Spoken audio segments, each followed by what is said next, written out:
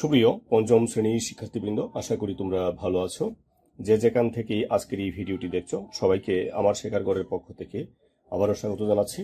তো আজকে তোমাদের অনুশীলনী 1-এর একেবারে শেষ প্রশ্ন যেটি আছে সেটি হচ্ছে 5 নম্বর প্রশ্নটি, সেটি সমাধান করব। এর আগে কিন্তু আমরা ধাপে ধাপে 1, 2, 3, 4 এই প্রশ্নগুলো সমাধান করেছি।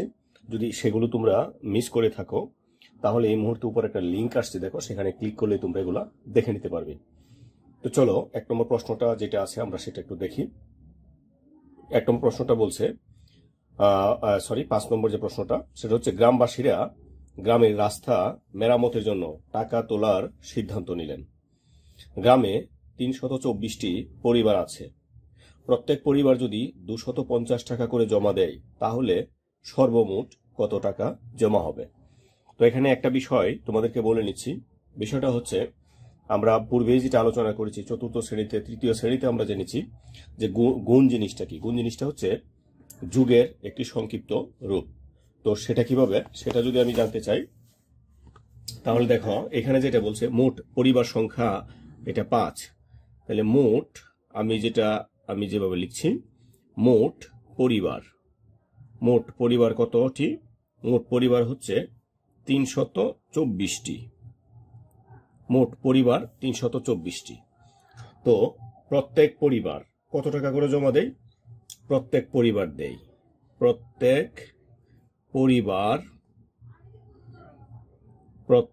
পরিবার জমা করে, ঠিক আছে, জমা করে কত টাকা?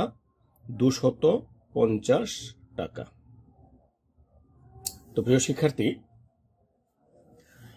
আমরা এখানে যেটা জানলাম যে প্রত্যেক পরিবার মানে একটি পরিবার কত টাকা দেয়? 250 টাকা জমা করে। তাহলে যদি একটি পরিবার 250 টাকা জমা করে, এখন আমাদেরকে বের করতে হবে যে 324টি পরিবার যা আছে তাদের মোট মিলে কত টাকা হবে। তো এই বিষয়টা আমরা যদি এইভাবে বের করতে চাই যে প্রথম পরিবার দেয় কত? 250, পরের পরিবার 2 নম্বর পরিবার 250, 3 নম্বর পরিবার 250, 4 নম্বর পরিবার 250, 5 নম্বর পরিবার 250, এইভাবে কিন্তু এটা চলতেই থাকবে। কতটুকু চলবে? 324টি পরিবারের হিসাব আমাদেরকে এইভাবে বের করতে হবে। কিন্তু এই ক্ষেত্রে যদি আমরা এটা করতে চাই তাহলে আমাদের যে অসুবিধাটা দাঁড়ায়, 324 বার আমাদেরকে লিখতে হবে।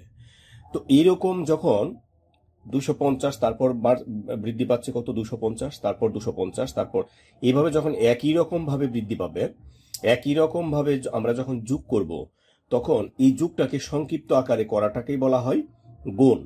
তো আমাদের এখানেও ঠিক একই রকম আমরা এই 324টি এভাবে না লিখে 324 দ্বারা আমরা এটাকে গুণ করব। তাহলে কিন্তু আমাদের কি হবে? এখানে পরিবারের যে মোট 324টি পরিবারের মোট জমা হবে, এই টাকাটা আমরা বের করতে পারবো। তাহলে আমরা লিখবো এখানে কি? তাহলে মোট জমা হয়, এটা কিন্তু তোমরা লিখবা না, এটা কিন্তু আমি তোমাদেরকে বোঝানোর জন্য বলেছি। মোট জমা হয় কত? 324 গুণ হচ্ছে 250, এটা হচ্ছে টাকা। তো প্রিয় শিক্ষার্থী, তোমাদের জ্ঞাতার্থে আর একটা বিষয় আমি জানাচ্ছি। এখন কোনটা গুণক হবে আর কোনটা গুণ্য হবে? গুণ্য আমাদেরকে যেটা বের করতে হবে, এই এককটাকে তোমরা গুণক হিসাবে ধরে নিবা। আমাদের বের করতে হবে টাকা, তাই আমরা টাকাটা হবে গুণক আর এটা হবে, অপরটি হবে গুণ্য। আশা করি আমি বিষয়টা তোমাদেরকে বোঝাতে পেরেছি। মানে আমরা যেটা বের করবো সেটা গুণক হিসাবে আমরা ধরে নিব। তো এখন আমাদেরকে কি করতে হবে? এটা দিয়ে এটাকে গুণ করতে হবে। তো আমরা কি লিখবো? এখানে এটা অবশ্য তুমি অন্য জায়গায় করে নিয়ে আসবা। 324 আমরা গুণ করব কত দ্বারা? 250। তো এখানে একক স্থানে শূন্য আছে, আমরা কি করব? শূন্যটাকে এখানে রেখে দিব। শূন্য ছাড়া যেটা আছে আমরা সেটা দিয়ে গুণ করব, সেটা আমরা আলাদা রেখে দিলাম, ঠিক আছে? তো এখন আমরা গুণ করি। 4 5 20, 20 শূন্য হাতের আছে 2, 5 2 10, 8 2 12, 12 2 হাতের হচ্ছে 1, 3 5 15 আর 1 হচ্ছে 16। তো আমরা একক স্থান এটা শেষ করে ফেলছি, এখন দশক স্থান এখান থেকে শুরু করব। 4 2 8, 2 2 4, 3 2 6। এখন যদি আমরা যোগ করি, এই এখানে শূন্যটা বসাবো, এই শূন্যটা বসাবো। 8 আর 2 10, 10 এর শূন্য হাতের আছে 1, 1 আর 6 7, 7 আর 4 11, 11 আর 1 হাতের আছে 1, 1 আর 1 2, 2 আর 6 হচ্ছে 8। তাহলে এখানে কত হচ্ছে ৮১,০০০ টাকা। তো প্রিয় শিক্ষার্থী, আশা করি আমরা 5 নম্বর যে অনুশীলনী 1-এর যে টোটাল সমস্যাগুলো ছিল এই সমস্যাগুলো আমরা সমাধান করতে পেরেছি। তো আগামী ভিডিওগুলো হবে আমাদের এখানে ছোট প্রশ্ন, তারপর হবে আমাদের এখান থেকে কাঠামোবদ্ধ কিছু প্রশ্ন এবং বড় প্রশ্ন। তো সেগুলো দেখার আমন্ত্রণ জানিয়ে এখানেই বিদায় নিচ্ছি। ভালো থাকবে সবাই, ধন্যবাদ সবাইকে।